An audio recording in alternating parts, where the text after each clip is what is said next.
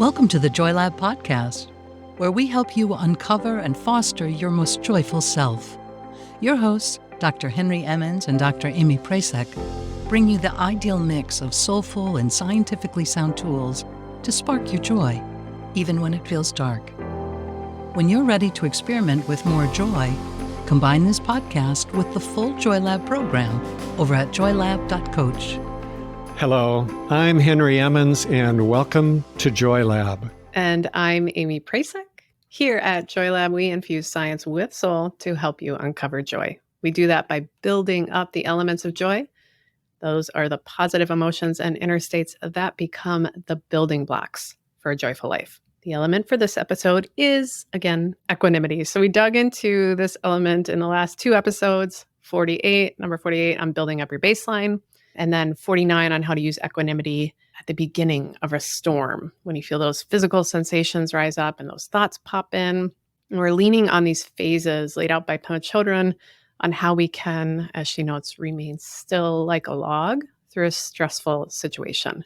In this episode, we're still on the high seas, and now we're going to meet that common hurricane called Why Me, also known as getting caught up in our storyline.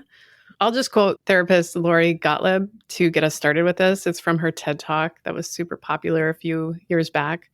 She said, "If there's anything I've learned as a therapist, it's that we are all unreliable narrators of our own lives." So in her talk, she notes that we often have this assumption that our circumstances are what craft the stories we tell ourselves. But what is often more true is that the way we narrate our daily lives is what actually writes and cements our stories. I think in her talk and what we're saying here is that these stories are powerful, and we'll talk about how they can sort of spiral us down in the beginning of this episode, but there's power for transformation, for changing our narration and our stories. We do this in the Joy Lab program a lot, and right here as well in the podcast, particularly as we're working on these phases of a storm and the strategies with equanimity that we're getting into. They help us change the narration we have in our lives in a more clear and compassionate way, sort of loosen the grip of our current stories and to start to write some new ones that are more true and that serve us better. So let's start in this phase of our stories arising amidst a storm. Henry, can you say more about how these arise, even though they rarely help us? Why do these stories pop up? Well, I really like that quote that you shared, that we are unreliable narrators of our own lives. Right. And it's not just you or me that are unreliable. It's universal. It's all of us. So we might vary on whether we think too little of ourselves or too much, but we all get it wrong, she's saying. So in our last episode, we started talking about the anatomy of an emotional storm.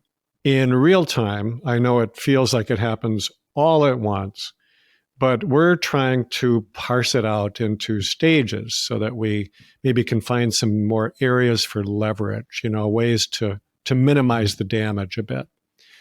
So at the very beginning, there is a surge of emotion, a bad feeling that's basically telling us that something is off inside.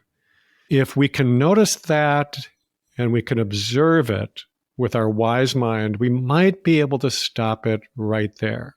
We'll still feel a little upset, but the whole thing will just blow over. If we can't do that, then those old intrusive thoughts pop up automatically, the ones we've been practicing for years. If we can still see them for what they are, just thoughts that have no more meaning than we give them, then they don't really have much power over us, and they'll just drift away eventually with the wind. However, if we let them run rampant, they are going to escalate things quickly. So those first two stages are mild compared to what happens next. Because what really energizes the storm is the entry of our own story. In a general sense, the problem is that we begin to make it personal. We make it about me. After all, it's me who feels threatened or hurt. And of course, it's not the first time. So this little voice enters and says something like, well, this always happens to me. And this will keep happening to me because there is something fundamentally wrong with me, or some variation of that. So these are just old stories that we've been rehearsing for years. And it seems like every time something like this new storm happens, we just add more layers to the story. It ramps up the energy behind the bad mood, and it becomes really hard at this point to stay grounded and stay mindful because these forces become so strong. Noticing that it's hard to be mindful at this point is really helpful. It's a consequence of how much energy, time, and focus these stories pull from us. We just don't have the bandwidth left to do much of anything else. And we've talked about this in the past, this narrowing of the visual field amidst depression and negative thinking, and how it sort of shrinks our mental field. And we can't see as much, literally, and we can't think as broadly to help us climb out of these stories. Our stories really pull us down and blindfold us and keep us locked into a type of self-centeredness that's hard to point out sometimes. I had a hard realization with that, like I'm not self-centered, but I think it's common to sort of conflate self-centeredness with greed or overconfidence. But what's happening here when we get stuck in our stories is that self-centeredness is at play, but it's this negative preoccupation with all these aspects of ourselves. It's a self-centeredness anchored in unworthiness, in self-hatred, insecurities, feeling like the world is always out to get us.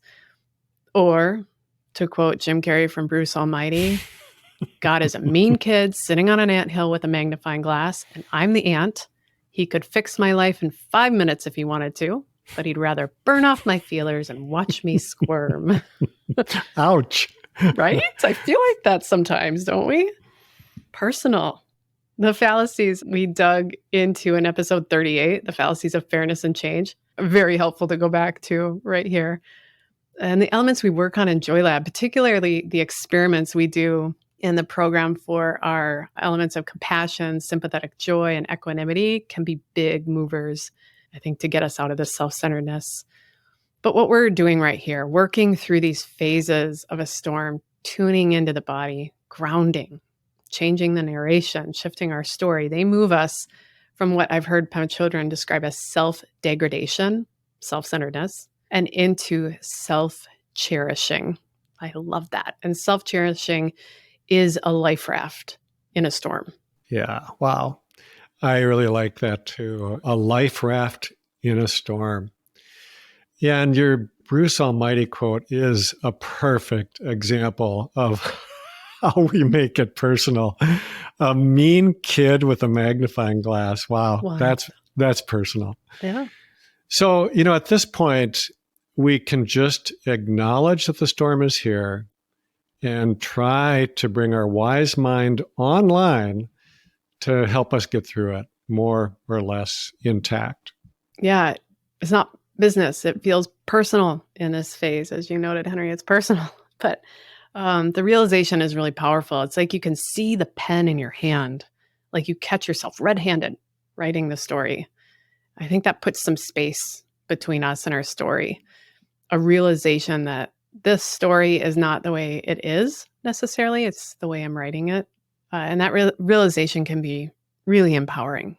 Realizing that we've got some say in this story. All the strategies we work on here at the podcast and the program, we train for this. So maybe next time when a storm hits, we just don't write as much because we have some space from it now. And maybe after a few more storms, we don't even pick up the pen. Story doesn't come up. And maybe after a few more storms, we write a totally different story. Yeah, I think if something is wrong, if we feel bad in any way at all, the mind just starts looking for reasons. Why is this happening? It fills in the details. It's kind of the mind's job, really. And that's why it's so important that we take some ownership of this whole process with our conscious, wise mind. Because if we don't, that unconscious, fearful, small self is going to do it. And it's going to write a very different story. So I don't think it's possible to rewrite our stories while we're in the midst of the storm. I sure can't. We need time for that. And maybe we need some guidance or help to do that. I think that's a really good way to look at psychotherapy.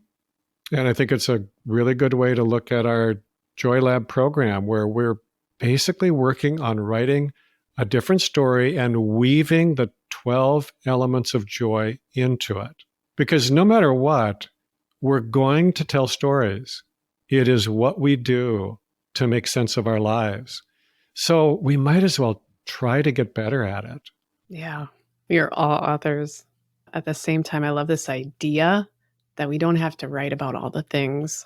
We don't need to craft a story, even a positive one, for every scenario or have an opinion on all the things. Our brain will do what it does, but we don't need to latch on. We can maybe just let it go. I think that's a relief. And so let's end here with a bit of wisdom, a little bit of inspiration on this and what we've explored today. It's from Marcus Aurelius's Notes to Myself, which was later titled Meditations. He wrote, "You always own the option of having no opinion. There is never any need to get worked up or to trouble your soul about things you can't control. These things are not asking to be judged by you. Leave them alone." Thank you for listening to the Joy Lab podcast. If you enjoyed today's show, visit joylab.coach to learn more about the full Joy Lab program. Be sure to rate and review us wherever you listen to your favorite podcasts.